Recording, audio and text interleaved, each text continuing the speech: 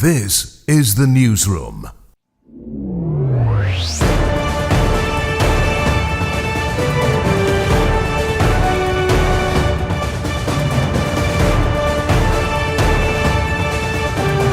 Hello and welcome. This is the Newsroom for Tuesday, June 3rd, 2025. We're broadcasting to you on E1, SKAR TV, NTN and TARZEE TV in Bartica. And the headlines: ExxonMobil nets almost $1 trillion in profits in Guyana last year. More opposition politicians endorse President Ali and the PPP. And I say yes to leadership that serves all. New law passed to crack down on mass offenders. And in sport, RCB and Kohli break the jinx to win IPL for the very first time. And Regal Stationery on board as gold sponsor of CARE's One Guyana T10 Tapeball Blast.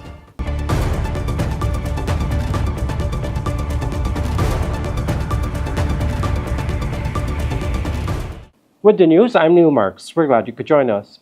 ExxonMobil Guyana Limited, the operator of the lucrative Stabroek Block offshore Guyana, earned $995.1 billion in profits at the end of last year. This was revealed in the company's income statement for 2024. It was also noted that the company generated about $1.7 trillion in revenues. Exxon's financials were shared with members of the media on Tuesday during an engagement at the company's Kingston, Georgetown office. John Colling, the company's vice president and business services manager, spoke to reporters. In 2024, ExxonMobil Guyana Limited generated $1.7 trillion in Guyanese dollars in revenue, which is up about 60% from the prior year, and that's really driven by the Prosperity FPSO coming online in higher production volumes. And you'll see similarly net income of 995 billion Guyanese dollars, driven by primarily the Prosperity FPSO coming online. The increased revenue is definitely in line with the increased production. And certainly we do have a production plan, so I would say that is not entirely unexpected. In fact, it's very much in line with what one would expect given the price environment and the increased volume. Now to politics. In an emphatic message delivered in the National Assembly on Monday night, opposition parliamentarian Geeta Chandan Edmund endorsed President Irfan Ali. The politician, who has been part of the opposition People's National Congress reform, said her decision came despite efforts to silence her. She joins a list of other prominent political players now endorsing President Ali and the ruling PPP. I stand here today unshaken and unafraid, and I say very proudly that I stand with President Ali, because when the choice is between progress and pettiness, between development and dysfunction, between loudness and leadership, I will always choose Guyana. Today, I say no to silence, no to bullies, no to division. I didn't expect to be silenced today. I wasn't even sure if I was going to do this on the floor today. And I say absolutely no to pettiness, because I've seen the pettiness to someone who's very dear to my heart, the late Amna Ali. And today I stand here and I say resolutely, I say yes to peace, I say yes to progress, I say yes to prosperity. So if it wasn't very clear during my budget speech, I'm making it very clear now. And I say yes to leadership that serves all. And yes, President Ali, with the Vice President Bartica, they're the leaders to take us forward. David Daniels, AFC's Region 7 chairman and founder of the Small Miners Association, has endorsed President Ali and the PPP ahead of the September 1st, 2025 general and regional elections. In an interview with the Newsroom, Daniel said the PPP's vision for Guyana's development aligns with his. My name is David Daniels, and I'm the founder and chairman of the Small Miners Association Guyana, Inc. I'm the chairman of the Alliance for Change in on the RDC. With the Mining Association, we basically go out and make representation for small miners throughout the country, not just in Region 7. And we would engage the Ministry of Natural Resource, GGMC, and any stakeholder to decrease the problem or mitigate problem or anything that might be affecting small miners in the industry. When it comes to the political aspect, I am, yes, of course, an AFC member, and we will make representation, of course, for that constituency in Region 7 also. My first introduction into politics is in 2018, heading up to the local government, and I've joined the AFC, because of that. Before I was a supporter of the AFC. At the time, I think that representation was needed. Representation was lacking in areas that I deemed necessary and I feel passionate about. And there was a road leading up to my mother's house that I felt that, at the time we were in government. And as a supporter of that said government and the amount of person living in that particular area, going down to that particular road, I think that road should have been fixed. I think that it is a small thing. And I joined on to the AFC because of that, because I think that representation was lacking more so in the region and in the township. And I said that let me come on board. Let me see what difference I can make, because, it's not just my mother in that area, but it's other people in that area. The more older you get, the more you realize is what is in front of you, that is what you see. And you can't see nothing else that is in front of you other than what you see. And what I have seen is the transformation in the mining industry. I have seen that our engagement, continuous engagement with the ministry, with the president, with the stakeholders, that the president is someone who wants to see what is good and what is right for the industry. Yes, of course, there more work needs to be done. More voices needs to be added on board for that small miners could be properly represented. And I think that, my decision right now into joining on to President Ali and his team and this current government to help small miners or help who I think is my constituency, I think it will be best fitted for me. The AFC is a party that has afforded me the opportunity to come into politics. I'm extremely grateful for them. But this current dispensation, I think that it's just fair that I join on to the president, because sometimes you're in life. I think that our direction is different. I think the AFC direction to my direction when it comes to representation of mining might be a little different, and I think President Ali direction is aligned with my direction and our organization direction. I think that they are more oil and gas oriented. The President Ali is more general oriented when it comes to not just oil and gas, but mining, but agriculture and other area. And I think that this is the right fit. This is the right direction that we should go in. This is the right thing, that more voices needs to be heard for small miners at the highest level. And I'm willing to work with the president in that regard. And we have been engaging him and his government for the past 3 years. The Honorable Minister Vikram Bharat has been receptive and helpful to the cause that we presented to him with the challenges of small miners. And, again, it is just fitting that if I see your vision and my vision align, that I will support you. There is nothing against that. Nobody barring in no party. I represent the people. That is who I think I represent. I represent that constituency of mining, and I will continue to represent that. Now, a family of 4 is seeking assistance following the destruction of their home at Shieldstown in Berbice on Sunday. Jennifer Lanchan, who is 21 years old, and her husband, Junior Nathaniel, a carpenter, and their 2 young children, aged 2 years and 8 months, were living in the 1-bedroom house at Shieldstown, West Bank, Berbice. Jennifer told the newsroom that at approximately 5:30 in the morning, while she was on her way to meet her husband nearby, she received the shocking news that their house was engulfed in flames. Firefighters from the Region 5 fire station promptly responded to the scene, successfully preventing the fire from spreading to neighboring properties. The devastation is profound, as Jennifer's fully furnished home and all their belongings were lost in the blaze. Those who wish to support the family during this challenging time can contact 619-3869. I'm and my husband is there at the coca afternoon time, so when we pay the kids, we go out and we walk out, and after the coca, we see the people them see the smoke.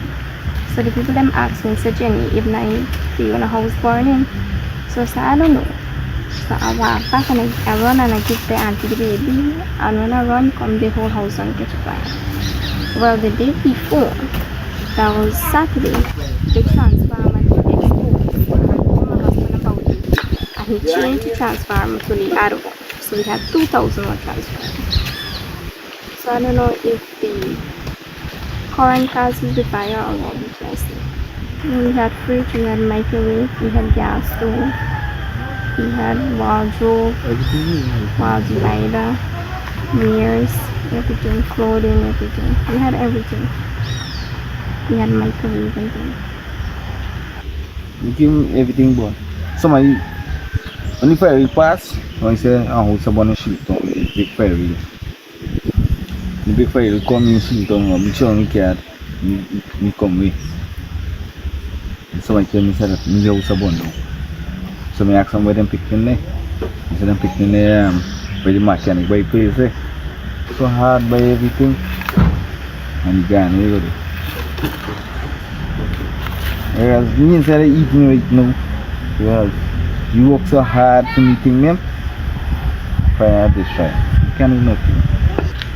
My actual assistant said I just build back the place. I want bedroom thing. I'll live back here because all I'm more than to pick is this people place and that people place. All I'm more than to this. Still to come, lawmakers pass a new piece of legislation to crack down on masked offenders. Stay with us.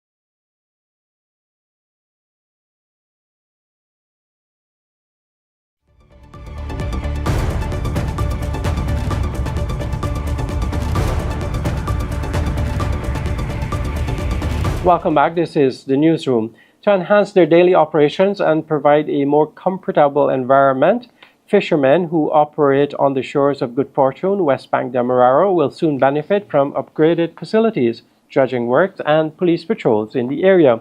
President Ali made these commitments as he interacted with Fisherfolk early Tuesday morning. So the first thing you have to do is fix the light, right? Yes. Next, And next thing I think we need to do the dry dock. is dry dock. Look the wood is here. So the material here, Yeah. They start doing a clearance down there. The and then IMA. you're gonna get walkway. What we want to do is to not only we want to make people work in a good environment. Fisherfolk, you guys have to work in the night and the day. So we ask for them to put up the lights, then to create proper walkways. So you have proper walkways going to the boats and everything. And then the wharf facility. Wherever there is dredging to be done, you have to do the dredging. To put in a little security hut. If you need a ramp to go down with the engine. And then importantly, you have to create a healthy space that you can retail and wholesale from the same location. Wherever there is dredging to be done, you have to do the dredging. To put in a little security hut. If you need a ramp to go down with the engine. Clean up this whole area. Extend something like this bridge further out. And build a wharf even in here, like a platform. A big platform. No, I got bigger things to do, to talk to y'all about. Not only a cat, more than that, much more than that. We come in and sit down and we discuss this at the agriculture meeting. I want us to identify a land, right? That's why y'all do prawns, swamp shrimp production, crab production. This same mangrove here will give you more money on crab, cage crabbing, than the fish. Well, we could get schooling on it. Exactly. We bring in the people from Philippines, right? But it's not just giving you that. It's building right here a processing facility so they can take the crab, get the crab meat, you can package it right here and move off. You don't have to invest in that. The government will invest in the storage and all of these things. In a move aimed at curbing mass criminal activity, the National Assembly on Monday passed the Criminal Law Miscellaneous Provisions Bill 2025, introducing new, harsher penalties for offenders who use face coverings while committing certain crimes. The amended legislation, which updates the Criminal Law Offences Act, provides for fines of up to $750,000 and prison sentences of up to 3 years. The new provisions target the growing trend of criminals using masks or other disguises to conceal their identities, particularly during public disturbances, home invasions, and acts of terrorism. Speaking on Anil Nandlal told the House that the measure was reasonable and necessary to deter criminal behavior and aid law enforcement efforts.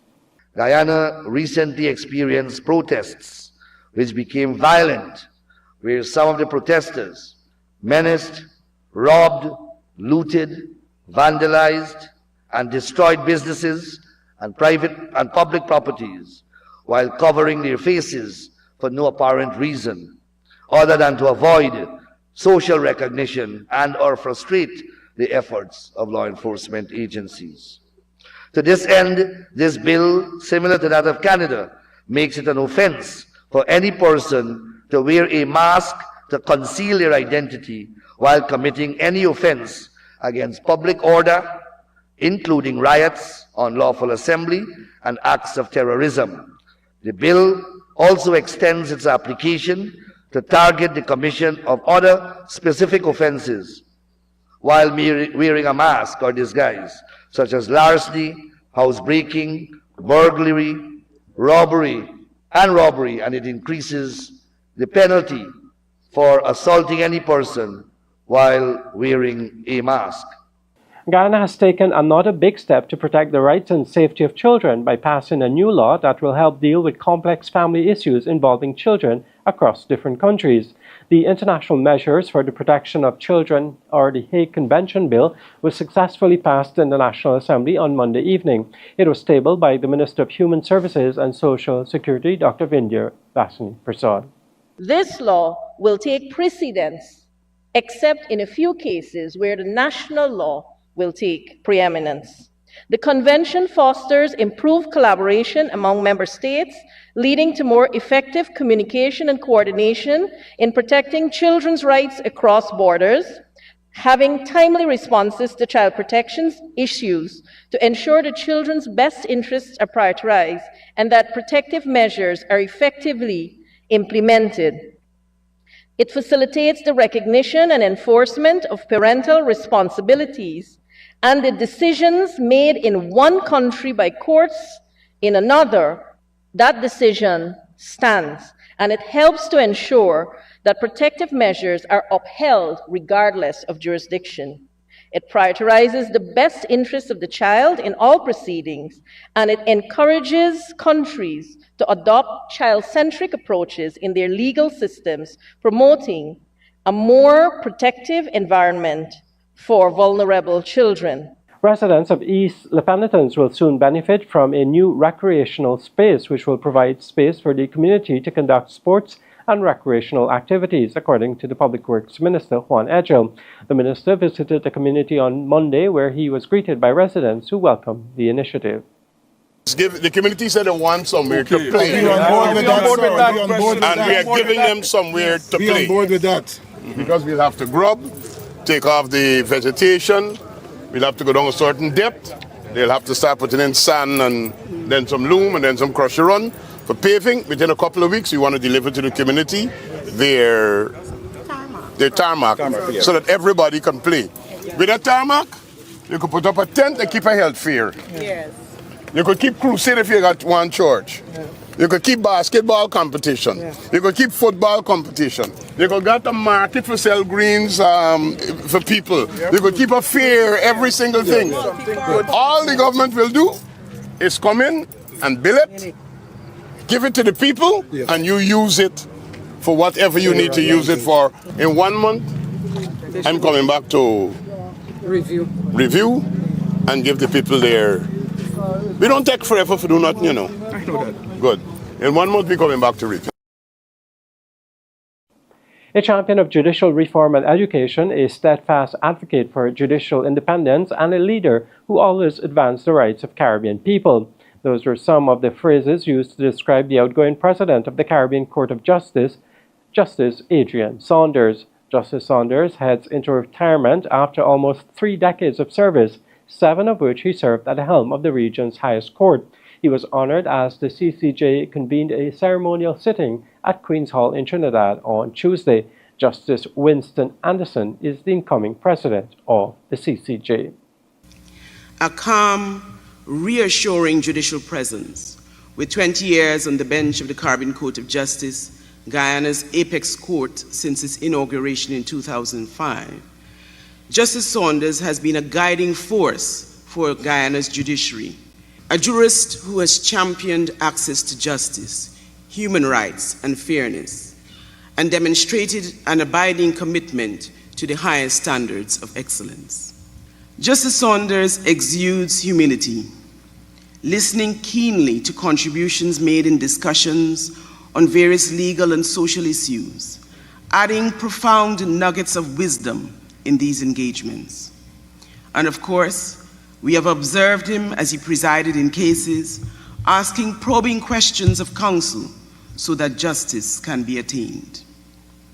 He leaves an indelible repository of jurisprudence on the legal landscape of the Caribbean, and indeed the Commonwealth, and is a demonstration of why we must not be afraid to embrace our own. The reality is that under President Saunders' leadership, the CCJ has remained a beacon for judiciaries across the region and internationally. Under his forward-thinking approach to court administration, the CCJ has been exemplary in strengthening its accountability and transparency and in enhancing access to justice. For example, on his initiative or with his support, the CCJ implemented a harassment policy, a revised judicial code of conduct accompanied by judicial disciplinary regulations, a policy to improve access to justice for persons with disabilities, and an anonymization protocol for case proceedings relating to sensitive matters. As president, he has faced his share of obstacles. For example, in 2020, when the world was impacted by the ravages of COVID-19, President Saunders kept the CCJ ship steady. Now, in 2025, we reflect on President Saunders' remarkable leadership.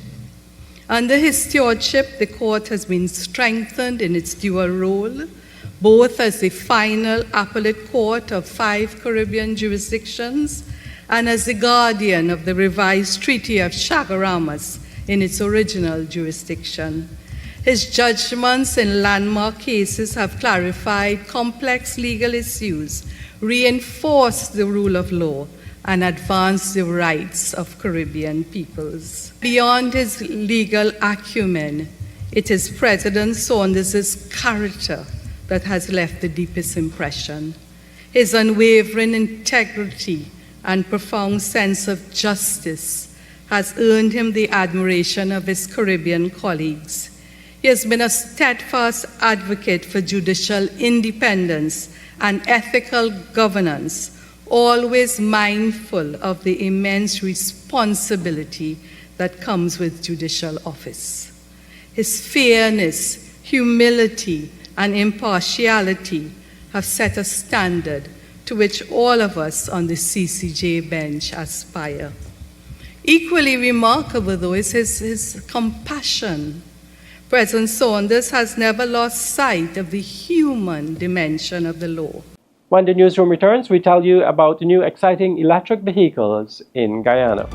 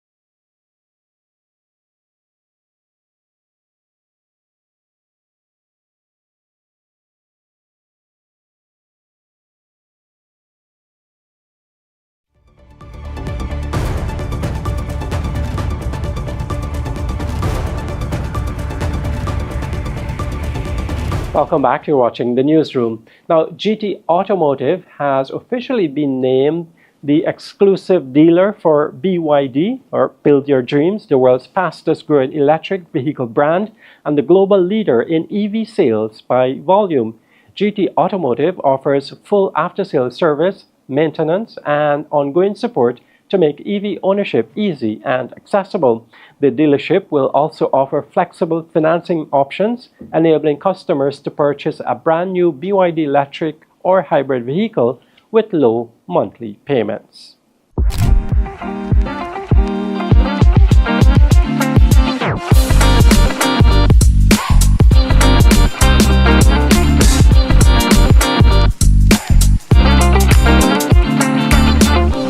GT Automotive is here.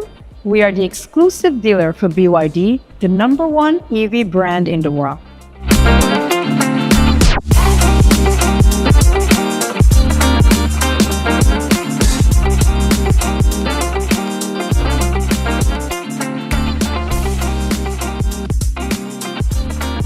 BYD is one of the largest, most innovative EV companies in the world. Their vehicles offer cutting-edge technology, impressive range, safety features, and a sleek design, all at competitive prices. As the exclusive dealer here in Guyana, we are making that global innovation in electric vehicles available to Guyana. We've got an exciting lineup of vehicles. We offer vehicles such as the BYD Dolphin, the Yuan Plus, the Sea Lion 7, and each is specific to a different type of driver. The Dolphin best suits drivers who are looking for a compact EV, whereas the Yuan Plus is suited or ideal for young professionals or family who are looking for a little bit more space and versatility. The Sea Lion 7, if you're looking for a bold design with top performance, then that's the car for you. We also offer hybrids for drivers who are transitioning to EV and are still looking for that comfort in a longer range. EVs or electric vehicles are new to this market, and education is critical for us here at GT Automotive. Right now, we invite our customers and clients to come into our showroom and experience these vehicles for themselves, see them, touch them, take a test drive. We also produce content that is easy to follow and that focuses on different features of the vehicle. And we're also currently working on more in-depth content that focus more on charging, battery life, maintenance, so that customers have what they need to make informed decisions.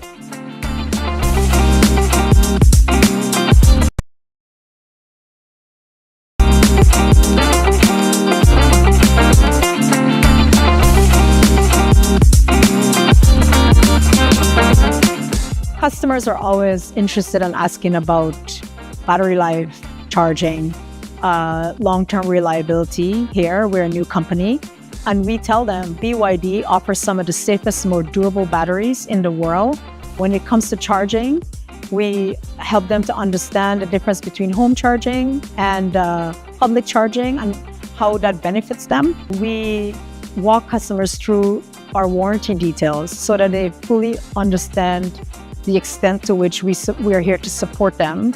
We have in-house technicians that are BYD trained. We also have inventory to support our local needs. So we provide a full service support from vehicle maintenance to vehicle updates to diagnostic. At GT Automotive, we understand that EVs are fairly new to the local market. Some customers might be skeptical, some might have questions or concerns of whether they should switch to an EV. What I've found that most of these concerns or questions are based mainly on a lack of knowledge, and that's where I come in. My role as a sales specialist is to advise customers on BYD's EV technology, as well as their hybrid technology, which is an ever-changing landscape due to BYD's rapid innovation in the EV marketplace. One of the most recent innovations by BYD would be its DMI technology. This technology is essentially a dual mode technology which prioritizes EV driving, giving you low emissions and fuel efficiency while having a gasoline engine that recharges your battery only when it's necessary. So BYD, they manufacture their own battery, their own semiconductors, and they've also developed their own platform which gives them more control over quality. It's already known in most public spaces that the BYD Blade battery is one of the safest batteries on the market.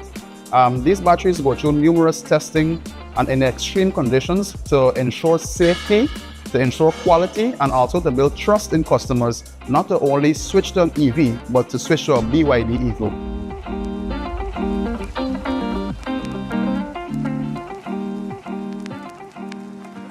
When the newsroom returns, the financial weather and bridge reports along with sport with Avinash Ramzan. I'm Neil Marks. Take care.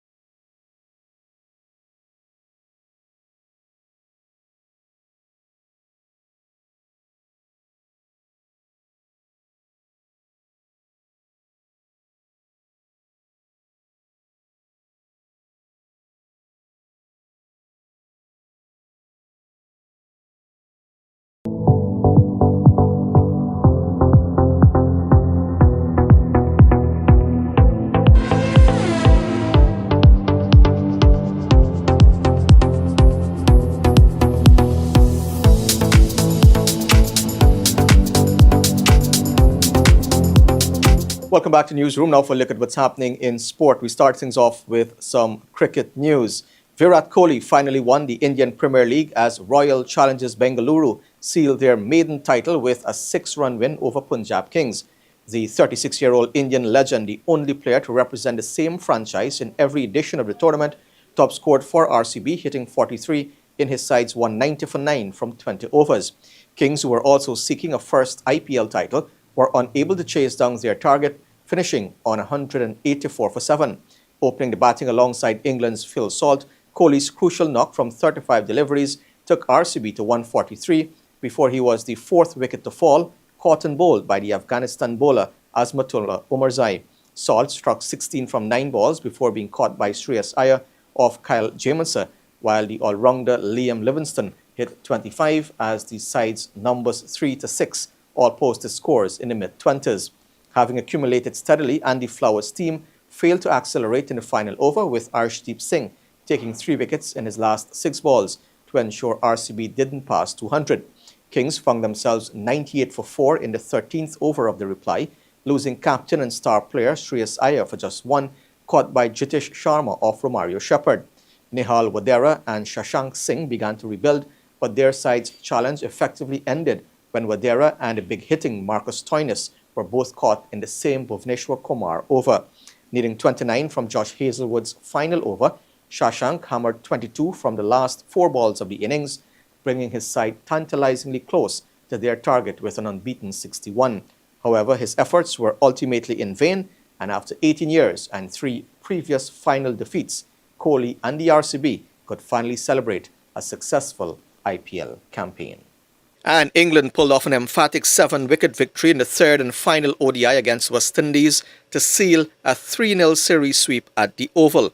The match was reduced to 40 overs per side after the West Indies. They were stuck in heavy traffic on their way to the venue and a rain delay. England, chasing 252, got home in 29.4 overs, with runs from their top order. Jamie Smith, he made 64 of 28. Ben Duckett, the other opener, 58 of 46. Joe Root, he made 44.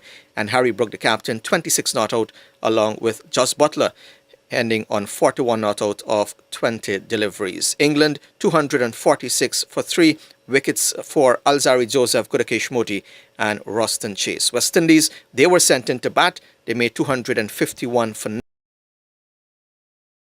70 of 71 balls with 9 fours and 2 sixes, and Gudakesh Moti scoring his second half century in the format and a career best 63 of 54, 5 fours and 3 sixes. Alzari Joseph, he made 41, and Casey Carty, who has been in good form, he made 29. Bowling for England, there were 2 wickets apiece for Matthew Potts, Bryden Cars and Saqib Mahmood, but a pick of the bowlers was Adil Rashid with 3 for 40. England winning the series 3-0, and the teams now switch focus to the T20 series, which starts on Friday. Now, Regal Stationery and Computer Center has extended its support to the CARES One Guyana T10 Tapeball Blast, joining the upcoming 3rd edition as a gold sponsor. The tournament is set to commence on June 28th in Berbice, and the Campbellville-based establishment is one of several to align with the eagerly anticipated showpiece.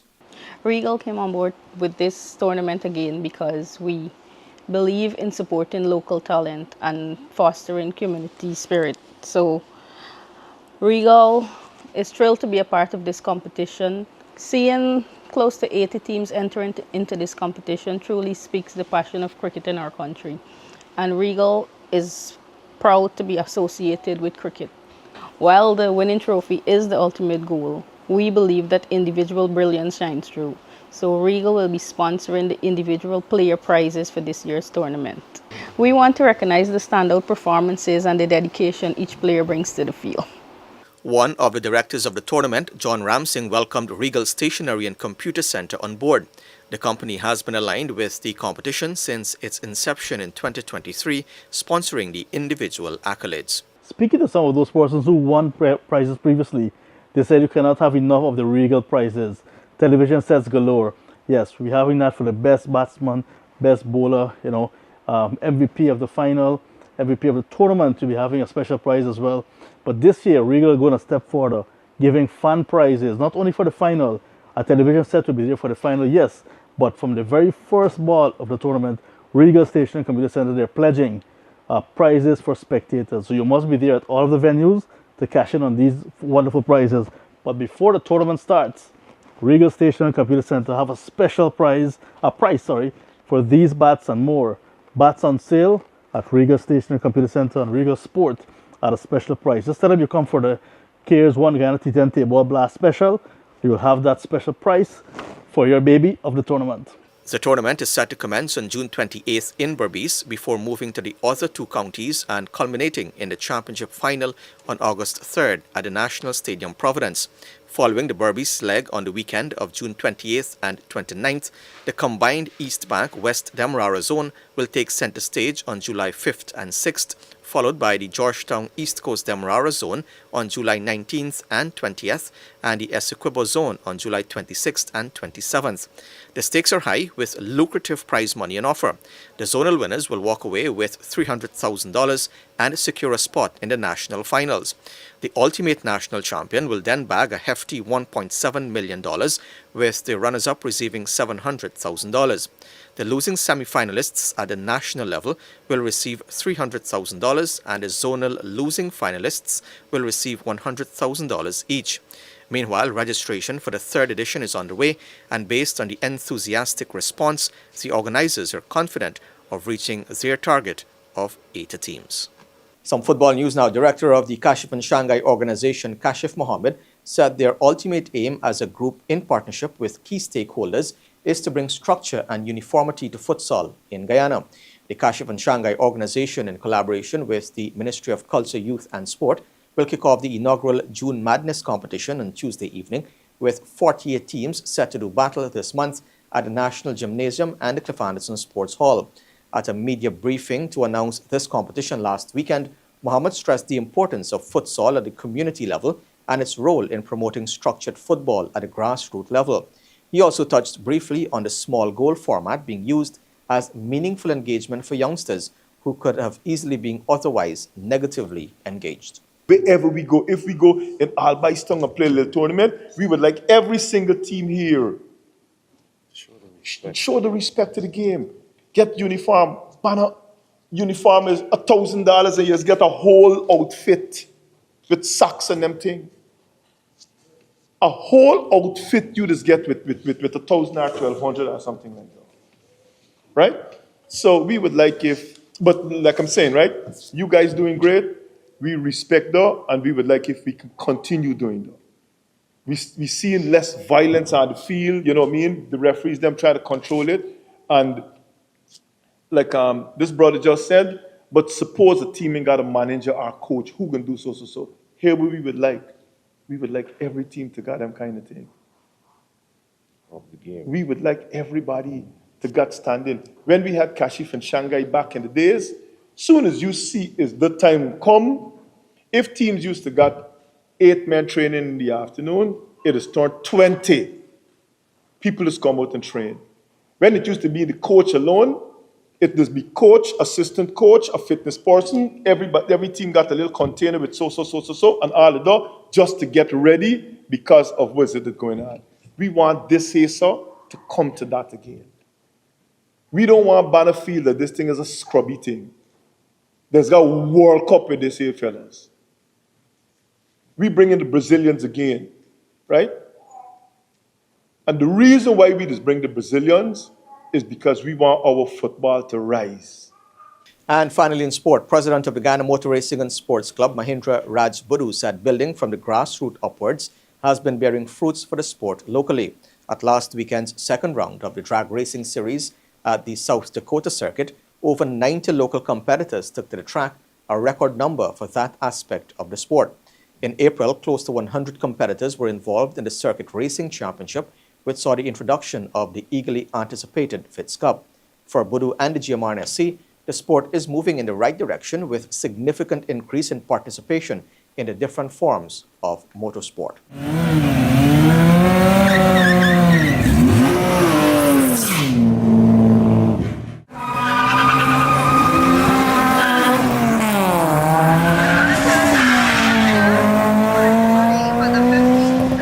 Well, we have a very successful event for a local event. We have over 90 competitors, which is very, very good. It shows our competitive and competition has been growing. So whatever we are doing for the sport is making it having a positive impact. More and more people getting involved in the sport. Right, talk about positive impact. I know you guys are trying to develop a new drag strip here at South Dakota. How's things progressing with that? Things are progressing fair. We always have some hiccups, but we are working at it. It's on our program.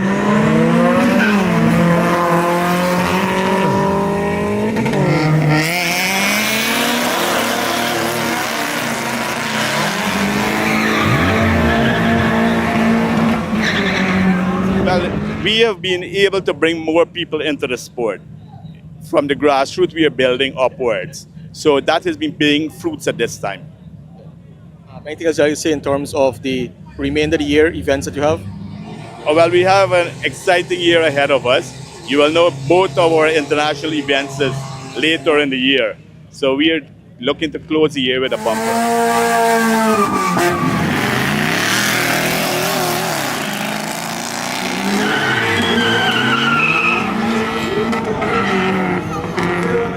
And with that, we've come to the end of the news for this evening. Of course, you can find updates on these and other stories on our website, newsroom.gy, on all social media platforms. On behalf of the entire news team, I'm Avinash Ramzan. Thanks for watching. Be safe. See you next time.